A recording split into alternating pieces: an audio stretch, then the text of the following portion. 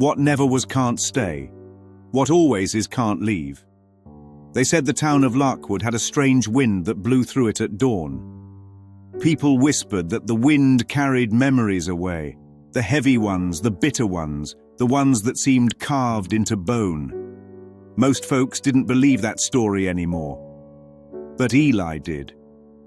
Eli was 16, thoughtful, quiet, and always watching things other people ignored.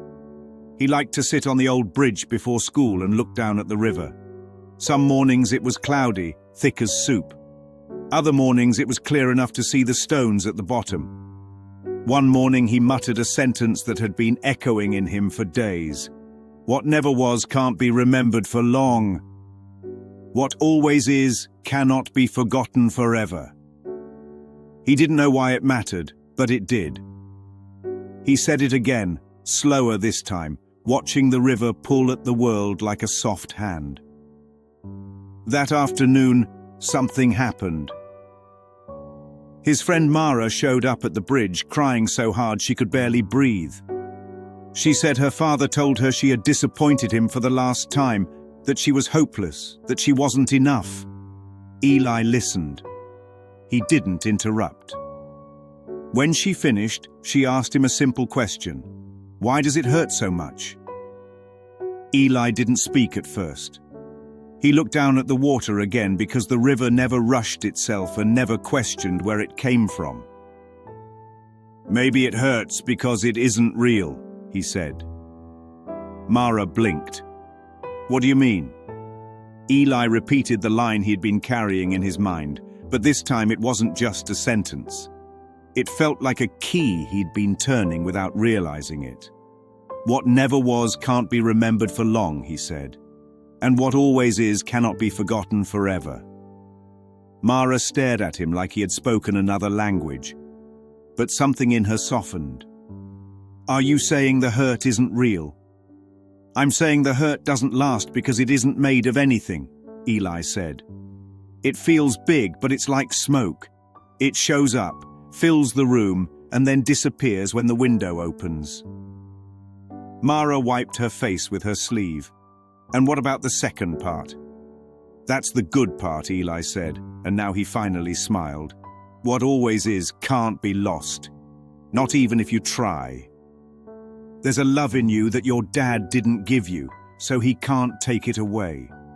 There's a truth in you that nobody created, so nobody can break it. It's there under everything, waiting. Even if you forget it, you'll remember again, because it's the only thing about you that's real. Mara looked at the water. It was reflecting the late sunlight, trembling but still bright. Why does that sound like something I already knew? She said. Because you did know, Eli answered. You just forgot. But forgetting something true never lasts. The wind started up again, the same dawn wind that moved through the town whether people believed in it or not. It brushed across the bridge, across the water, across the two of them, sitting with a truth too big to hold and too familiar to lose. The hurt Mara carried felt lighter. Not gone, not magically erased, but hollow in a way she could finally see through. Maybe that's the whole trick, she said. Maybe the things that never were fade, and the things that always were stay. Eli nodded. That's how the world works, he said. And aren't you glad? The wind blew again. Something inside both of them shifted, like a door opening that had been stuck for years.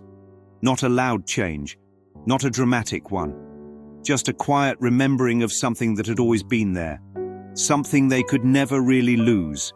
Something no one could take away. Witness now two young travelers on a weather-worn bridge in a town most maps have long forgotten. A boy named Eli, who listened closely enough to hear truth whisper beneath the noise. And a girl named Mara, who discovered that pain fades when seen for what it is. Here, in the soft hush between wind and water, they stumbled upon a law not drafted by men, but written into the fabric of reality itself. What never was can't stay, no matter how loudly it shouts. What always is can't leave, no matter how deeply it's buried. Most people spend their days clutching at shadows and calling them substance. Eli and Mara learned for a moment that the shadows dissolve when the light is remembered, and that memory, bright, quiet, eternal, waits patiently behind every fear. Not a miracle of the supernatural variety, just the ordinary kind found when illusion loosens its grip.